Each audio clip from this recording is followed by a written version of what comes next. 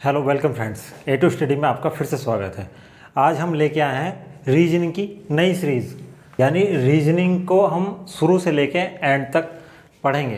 तो जो कैंडिडेट्स किसी भी कंपटीशन की तैयारी कर रहे हैं, यानी जो यूपी पुलिस की तैयारी कर रहे हैं, रेलवे की तैयारी कर रहे हैं या किसी भी कंपटीशन की आप तैयारी कर रहे हैं, तो हर एग्ज़ाम में रीजनिंग का एक पोर्शन होता है। उसके कुछ क्वेश्चन उसके अंतर्गत आते हैं जो कि बहुत ही आसान होते हैं और हर कैंडिडेट को उनको करना में जो टाइम लगता है उसको बचाने के लिए हमें रीजनिंग की प्रैक्टिस करनी होती है। तो इस रीजनिंग के आज के इस सेशन में हम रीजनिंग के पहला चैप्टर जो लेके आए हैं, लेक्चर 1 लेके आए हैं आपका सादृश्य परीक्षण यानी एनालॉजी टेस्ट। तो लेक्चर 1 हमारा ये है और ये रीजनिंग सीरीज हम शुरू से लेके एंड तक आपको कराएंगे। तो जो कैंडिडेट हमारे चैनल पर पहली बार आए हैं वो हमारे चैनल को सब्सक्राइब जरूर कर लें। तो चलिए शुरू करते हैं फ्रेंड्स। पहला लेक्चर हमारा स्टार्ट हो गया है। तो रीजनिंग का पहला चैप्टर आपका है सादृश्यता परीक्षण यानी एनालॉजी टेस्ट, यानी कि किन्हीं वस्तुओं में समानता दर्शाने वाली वाक्य या वर्ड्स होंगे या संख्याओं में समानता होगी। इस चैप्टर के अंतर्गत वही हम आपको समझाएंगे। तो इस तरह के सवालों को करने के लिए सबसे पहले हमें ये देखना होगा कि आखिर सादृश्य का मतलब क्या है। जो ये सादृश्य चैप्टर हमारा है यानी एनालॉजी जो चैप्टर है, इसका मतलब है समानता, यानी किन्हीं चीज़ों में जो समानता पाई जाती हैं उसके अनुसार हम इन सवालों को सॉल्व करते हैं। तो जैसे कि हम समझते थे समानता, यानी कि डॉग ये भी एक एनिमल है, कैट एनिमल है, और अगर हम मोर की बात कर लें तो मोर एक पक्षी है। तो इस तरह की जो समानता हैं उसके आधार पर इन सवालों को कराया जाता है। तो इसके अंतर्गत भी 3 तरह की समानता पाई जाती है। नंबर 1 है आपका वस्तुओं के बीच की समानता, वस्तुओं में जो समानता पाई जाती है। नंबर 2 है आपका आंतरिक संबंध। तो जो आंतरिक संबंध होते हैं, जो आप में इसमें रिलेशन होते हैं, उस तरह के इसके अंतर्गत सवाल आते हैं। और नंबर 3 है इसमें विश्लेषण। किसी की जो विशेषताएं होती हैं उसके आधार पर जो सवाल बनते हैं उनको विश्लेषण के आधार पर सॉल्व किया जाता है। तो समझते हैं नंबर 1 जो वस्तुओं के बीच की जो समानता कैसे हो सकती है। जैसे कि मेज है आपका, तो मेज किसका बना है? लकड़ी का बना है आपका। और उसके हिसाब से कुर्सी, तो कुर्सी भी आपकी लकड़ी की बनी होगी। तो ये इस तरह के सवाल वस्तुओं के बीच के रिलेशन को बताते हैं। अब बात कर लेते हैं संबंध के। संबंध के अंतर्गत जो आपके हैं, जैसे राम है आपका, तो राम क्या है? मैन है, राम एक पुरुष है। उसी तरह से सीता वोमैन है, ये एक आपस में इनका रिलेशन दिखाता है। और उसी तरह से अब नंबर 3 है विश्लेषण। तो विश्लेषण में किसी की विशेषता के आधार पर समानता बताई जाती है। तो जैसे डॉग क्या करता है? भौंकता है। कुत्ता को आपने देखा होगा, हमेशा भौंकते हुए देखा होगा, तो उसकी जो विशेषता है वो भौंकना है। इसी आधार पे जो कैट है वो म्याऊं म्याऊं करती है। तो कैट यानी बिल्ली का जहाँ वर्ण होगा तो उसकी जो विशेषता है वो नॉर्मली म्याऊं म्याऊं करने की होती है। तो इस तरह से इन सवालों को समझ के हम सॉल्व कर लेते हैं। अभी वो बढ़ते हैं इसमें आगे। अब सादृश्यता या समानता के अंतर्गत हमारे 3 टाइप के सवाल आते हैं। तो 3 टाइप कौन कौन से आपके होते हैं? नंबर टाइप फर्स्ट है आपका शब्द समरूपता। एक शब्द समरूपता आपका आता है जो शब्दों के आधार पर समान पाए जाते हैं। नंबर टाइप सेकंड हमारा है अक्षर समरूपता। जो अक्षर होते हैं आपके, जैसे ABCD है, उस प्रकार के जो अक्षर हैं उनके अंतर्गत जो रिलेशन आपस में होता है उसको हम सेकंड कैटेगरी में डालते हैं अक्षर समरूपता में। और तीसरी टाइप जो इसके अंतर्गत होता है, थर्ड टाइप जो इसके अंतर्गत है, वो है संख्या समरूपता। जो संख्या के आधार पर जो अंक गणित की जो संख्याएं हैं हमारी 1 से लेके 100 या कोई भी संख्या आपकी हो सकती है, उसमें जो आपस में रिलेशन पाया जाता है उसको हम संख्या समरूपता के आधार पे डिवाइड कर लेते हैं। तो इस चैप्टर में से जो सवाल आपके आते हैं सिर्फ 3 टाइप के ही आते हैं आपके, शब्द समरूपता, अक्षर समरूपता या संख्या समरूपता। अब हम समझते हैं इसमें आगे फर्स्ट शब्द समरूपता। तो शब्द समरूपता समझने के लिए टाइप फर्स्ट हमारा है शब्द समरूपता। शब्द समरूपता क्या होती है? जो शब्दों के बीच में आपस में जो समानता पाई जाती है, इस तरह के सवाल को सॉल्व करने के लिए उस चीज़ का हमें ध्यान रखना होता है। तो जैसे कि आपके राज्य और राजधानी हो कहीं पे, तो राज्य और राजधानी में क्या है कि किसी भी राज्य का नाम लिखा होगा और उसके बराबर में उसकी राजधानी लिखी होगी, और किसी अदर राज्य का नाम लिखा गया होगा, उसकी राजधानी आपको बतानी है, वो चारों ऑप्शन में से खोज के। तो जैसे कि हमारे पास में उत्तर प्रदेश है हमारा, तो उत्तर प्रदेश की राजधानी क्या है? लखनऊ। उत्तर प्रदेश की राजधानी है लखनऊ। उसी तरह से राजस्थान है हमारा स्टेट हमारा, तो उसकी राजधानी है जयपुर। तो इस तरह से जो स्टेट हमारे होते हैं उनकी राजधानी के आधार पे इसमें समानता पाई जाती है। और उसी तरह से नंबर दूसरा है हमारा देश और मुद्रा। तो किसी भी देश का अगर नाम है और उसकी मुद्रा वहाँ पे लिखी हुई है, तो जो ऑप्शन हमारे चारों दिए हैं उसमें से हमें उस मुद्रा को खोज के आंसर को लगाना होगा। तो हम देखते हैं जैसे भारत की है हमारी, इंडिया की हमारी रुपया है मुद्रा, तो उसी तरह से अमेरिका की हमारी क्या मुद्रा है? डॉलर है। और जैसे सऊदी अरब की है तो वो रियाल है। तो इस तरह से जो देश हैं उनकी मुद्राओं के आधार पर भी समानता पाई जाती है। अब देश और राजधानी की बात कर लेते हैं, तो इसमें आता है देश और राजधानी। जैसे भारत की जो राजधानी है वो दिल्ली है, भाई इंडिया की राजधानी दिल्ली है। उसी अनुसार जापान की राजधानी है आपका टोक्यो, जो है तो जापान की राजधानी है। इसी आधार पे इस तरह के सवालों को किया जा सकता है। वैसे तो एक तरह से इस चैप्टर को हम समझें तो रीजनिंग का तो ये चैप्टर है ही, बट ये जीके जैसा भी लगता है। तो आपको जापान की अगर टोक्यो राजधानी नहीं याद है तो आप इसको सॉल्व नहीं कर पाएंगे, क्योंकि ये एक तरह से जीके का पार्ट हो गया, बट ये रीजनिंग में भी आता है, तो इसलिए रीजनिंग का चैप्टर भी है। कुछ समान वर्ड जैसे होते हैं, समानार्थी वर्ड जैसे खटपट हो गई आपकी किसी, तो उसको झगड़ा कह सकते हैं। ईर्ष्या है, द्वेष हो गया, यानी दोनों का एक ही मतलब होता है। और जैसे विपरीत शब्द जो होते हैं आपके, जिनको विलोम शब्द हम कहते हैं, तो जैसे अच्छा उसका विपरीत क्या हुआ? बुरा। उसी तरह से लंबा तो छोटा हो गया। तो ये इस तरह की समानता पाई जाती है। जैसे देश और संसद होते हैं, देश महादेश महाद्वीप होते हैं आपका, और आपका देश और राष्ट्रीय पुष्प हो गया आपका, देश राष्ट्रीय पशु हो गया आपका, राष्ट्रीय फल हो गया आपका देश के साथ में, देश और राष्ट्रीय खेल हो गए आपके, देश की और देश की प्रमुख नदियां हो गई। इस तरह के जो समान शब्द होते हैं उनके आधार पे इस टाइप फर्स्ट को हम शब्द समरूपता को सवालों को सॉल्व कर सकते हैं, है। तो ये था आपका टाइप फर्स्ट। अब बात कर लेते हैं इसमें टाइप सेकंड यानी अक्षर समरूपता की बात कर लेते हैं। तो बढ़ते हैं आगे। तो अब बात कर लेते हैं इस समानता के जो चैप्टर है इसके अंदर टाइप सेकंड की बात कर रहे थे। जो टाइप सेकंड हमारा क्या है, इसमें अक्षर समरूपता, जैसे कि नाम से डिफाइंड है आपका अक्षर। तो इसके अंतर्गत इस टाइप के सवाल जो आएंगे उनको सॉल्व करने के लिए एक बहुत ही बेहतरीन ट्रिक मैं आपको बताऊंगा, और उस ट्रिक के अनुसार हर एग्ज़ाम में आपके हर कंपटीशन एग्ज़ाम के अंतर्गत 2 से 4 सवाल आते हैं, और इस एक ट्रिक से वो सारे सवाल आपके बहुत ही आसानी से और कम टाइम में सॉल्व हो जाएंगे। और तो चलिए समझते हैं इसको, इस टाइप को कैसे करना है। तो जो अक्षर समान समरूपता है, जैसे नाम से डिफाइंड है, इस टाइप के जो सवाल होंगे वो अक्षर पर डिपेंड होंगे, यानी उनमें ABCD टाइप के सवाल आपके आएंगे।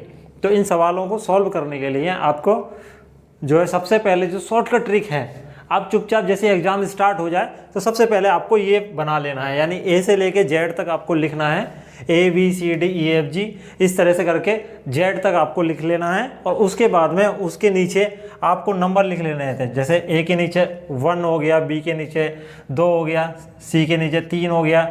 तो इस तरह से DEF करते करते आप सभी के नीचे नंबर लिख लेंगे। तो ये लास्ट में आपको XYZ के नीचे आपका 24, 25 और 26 नंबर आपके आएंगे। तो यानी A से लेके Z तक पहले आप लिख लेंगे, ABCD लिख लेंगे, उसके बाद में उसके नीचे आप नंबर लिख लेंगे 1 से लेकर 26 तक। उसके बाद में आप इसको नंबर को उल्टा लिखेंगे, Z से शुरू करेंगे और Z से शुरू करके आपका 1, 2, 3 नंबर आप लिखना उसमें शुरू करेंगे, जैसे आप डिस्प्ले पे देख पा रहे होंगे। तो 4, 5, 6, 7, 8 ऐसे ही करते हुए रिवर्स में आप उल्टा इसको लिखेंगे नंबर सिस्टम को। उसी तरह से आके लास्ट में जो A के ऊपर आएगा आपका 26 आएगा, B के ऊपर 25 आएगा। तो इस तरह से आप जब लिख लेंगे ABCD को, तो इसको लिखने के लिए मात्र आपको 30 से 35 सेकंड आपको लगते हैं। जो आप पेन से आप अपने रफ कॉपी आपको मिलती है एग्जामिनर में एग्जाम के अंतर्गत, उसके अंतर्गत आप इसको लिख लें और इससे आपके 4 से 5 सवाल 100% आपके आने हैं। और इस ट्रिक से आप आराम से उसको सॉल्व कर पाएंगे। अब समझते हैं एग्जाम्पल कि एग्जाम्पल को कैसे हम इससे सॉल्व कर सकते हैं अक्षर समरूपता को।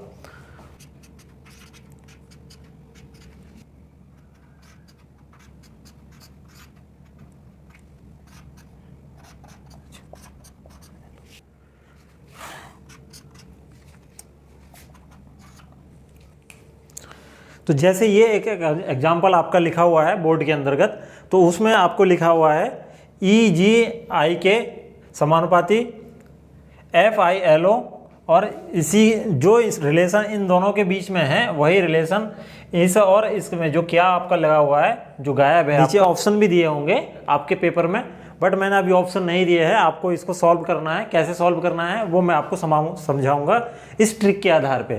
तो जैसे कि आपका इन दोनों के बीच में हम पहले समानता निकालते हैं कि इन दोनों के बीच में आप इस आखिर क्या समानता है। तो जैसे E है हमारा, तो E से बाद में F लिखा हुआ, तो यहाँ ढूंढिए आपको E के बाद में F है, यानी कि इन दोनों के बीच में कितने का डिफरेंस है, 1 का, यानी +1।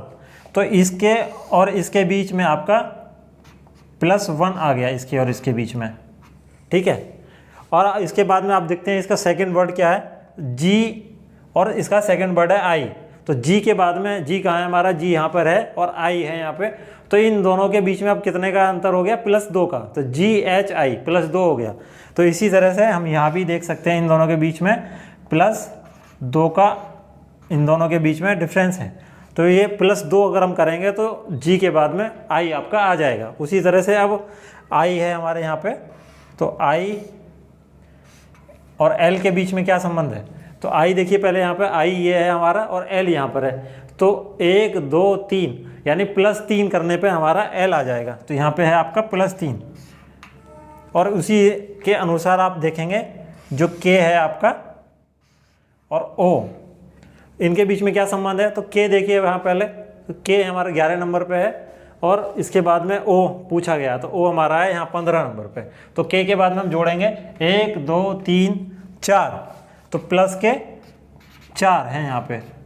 तो इस रिलेशन के अनुसार हम देखेंगे +1 +2 +3 और +4, यानी सभी में 1 2 3 4 अगर हम जोड़ दें अलग अलग, तो इसका रिलेशन आपका निकल आएगा। कैसे करेंगे अब इसमें, तो जो रिलेशन इन दोनों के बीच में निकल के आया उसी रिलेशन के अनुसार हम अब इसको सॉल्व करेंगे। तो F में अगर हम +1 जोड़ दें तो क्या शब्द आएगा, तो हमारा F कहाँ पर है, आपका F है, F यहाँ पर है, तो +1 करने पे आपका G आएगा, तो यहाँ पे आ जाएगा आपका G। इसके बाद में आप H में +2, क्योंकि यहाँ पे हमारे सेकंड में +2 है रिलेशन, तो H के बाद में +2 कर देंगे तो आपका +2 हो जाएगा I और J, तो ये आ गया आपका J। इसके बाद में आप J में देखते हैं +3 करके, +3 क्या है, तो J हमारा कहाँ है, J हमारा ये है, +3 करते हैं 1 2 3 यानी M आ गया आपका, तो ये M है आपका तीसरे नंबर पे। अब L पे हम करते हैं +4, तो +4 L कहाँ है, L ही है, +4 करना है, तो 1 2 3 और 4 यानी P, तो आपका आ गया यहाँ पे P। तो जो इसका आंसर निकल के आया, आपका निकल के आया GJMP, ये आपका इसका रिलेशन निकल आया। तो आप इस ट्रिक से इस तरह के सवाल, कोई भी सवाल आपका आ जाए एग्ज़ाम में, इसको आसानी से सॉल्व कर सकते हैं। अब बढ़ते हैं हम नेक्स्ट टाइप की तरफ, जो हमारा है संख्या समरूपता। तो संख्या समरूपता को समझते हैं। अब बात कर लेते हैं इसके अंतर्गत टाइप थर्ड जो हमारा है संख्या समरूपता की बात कर लेते हैं। तो इसके अंतर्गत मोस्टली जो संख्या हमारी हैं 1 से लेकर 100 या उससे ज़्यादा भी हो सकती हैं, इन संख्याओं के बीच में आपस में रिलेशन होता है। तो उन रिलेशन के आधार पे हम इसको सॉल्व करते हैं इस तरह के सवालों को। जैसे कि आपके स्क्वायर आ जाएगा कहीं पे, यानी जो संख्याओं का स्क्वायर होता है आगे भी स्क्वायर ही होगा। संख्याओं का जैसे घन होता है उसी, और जो इसमें संख्या हैं उनमें आपस में या तो आपको कोई जोड़ मिलेगा, भाई प्लस होता चला जाएगा, +2 +3 कंटिन्यू होता चला जाएगा, या गुणा होती चली जाएगी, दुगना या तिगुना होता चला जाएगा, या फिर भाग होता चला जाएगा, या फिर कम्बिनेशन भी हो सकता है कि प्लस और माइनस दोनों होकर आंसर निकल रहा हो, या फिर आपका गुणा और भाग सब मिला के कम्बिनेशन हो सकता है। तो जो अंकों की जो समरूपता है उसमें आपका प्लस माइनस गुणा और भाग सभी हो सकता है, लेकिन सब में रिलेशन सेम होगा। तो इसको हम समझते हैं एग्जाम्पल के अनुसार। तो इसका जो एग्जाम्पल है वो मैं लिखता हूं पहले।